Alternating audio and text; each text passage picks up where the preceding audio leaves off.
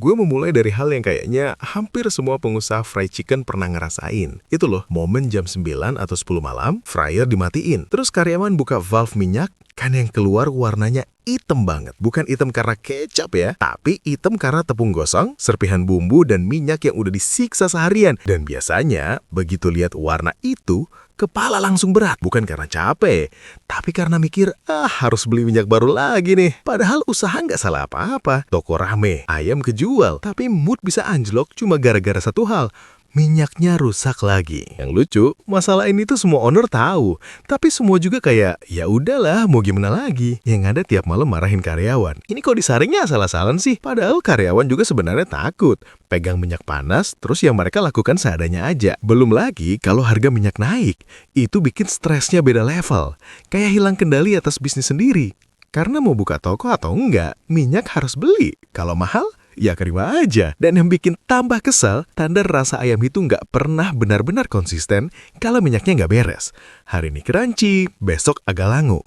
Pelanggan komen sedikit aja, langsung kepikiran semalaman. Nah, coba kita ngomong jujur sebentar. Kalau ada satu alat yang bisa bikin minyak kamu otomatis bersih, dan kamu nggak perlu lagi nyuruh-nyuruh karyawan nyari.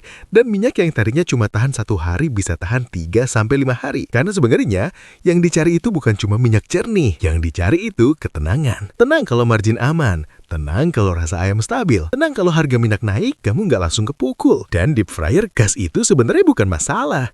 Yang bikin semuanya berantakan itu minyaknya yang cepat kotor. Gue kasih beberapa fakta ya biar konteksnya jelas. Minyak itu 35-50% dari HPP ayam goreng. Jadi kalau rusak lebih cepat, otomatis rugi. Karyawan buang 1-2 jam per hari cuma buat nyari minyak manual.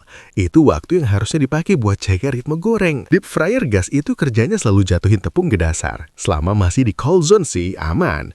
Tapi kalau rembahan udah numpuk dan lewat batas cold zone, dia naik ke area panas. Begitu naik sedikit aja, langsung kebakar terus. Itu yang bikin minyak cepat hitam dan aromanya berubah. Paper filter nano di oil filter fryer itu bisa nahan karbon, tepuh mikro, serpihan bumbu gosong yang mustahil disaring manual.